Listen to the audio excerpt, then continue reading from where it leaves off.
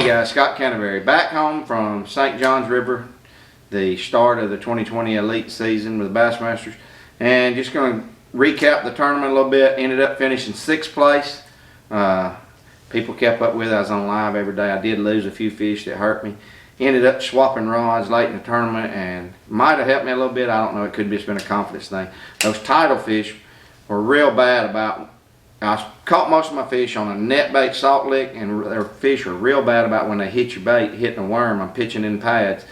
They were hitting it, coming straight at you, and it was real hard to catch up with them and get a good hook in them.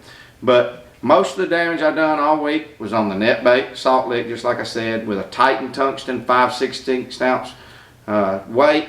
And Titan's pretty neat. All the sizes are stamped on the side of their weight, so you can tell what size it is. I had a 1/4, 5/16, and a 3/8 rigged up starting the tournament out.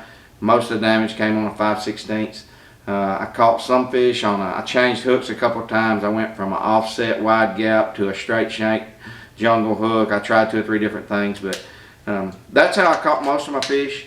I caught one really good fish the first day of the tournament on a Dirty Jigs 3/8 ounce swim jig, black and blue, with a net bait kicking bee. There was a mini kicking bee on it, and caught that fish on a signature series Scott Canterbury rod from Halo. We've been working on during the off season. It's about to come out. That's a 7/6 extra medium heavy rod that I sort of designed for swim jig fishing. It's really good. Like I said, I changed rods late in the tournament, and I went to my signature series flipping stick rod that I designed, and it's a 7/5 heavy. But what I did is I made a shorter handle. This is a 7/6 rod that I was using during the tournament. If you put reel seat to reel seat, I've got about 2 extra inches on a 7/5 because I'm not losing it in my handle. You get that handle, I mean, I don't have anything interfering with me. The handle's not hitting my rain suit or anything. I like the short handle. It just frees me up a lot, and I got a little bit more rod to get a little bit more leverage on the hook sets. Those rods, both those rods are coming out, and I was also throwing a lot of a Bagley Bangalore around. I was throwing it on my signature series 610 rod. It's got a short handle.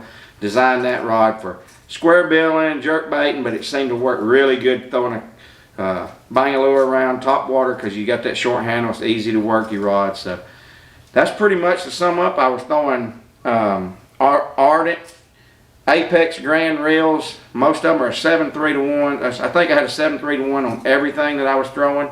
I was flipping with 17 and 20 pound P-line fluorocarbon, 100% fluorocarbon, and on the swim jig I was using a P-line 40 pound braid, TCB 8 braid, and same thing on the top water, except I've got like a 16-inch leader tied on here. So and that's 20 pound CXX monofilament leader. So that's pretty much a sum up. I got off to a good start. Try to keep it rolling. We'll be heading to the Classic next.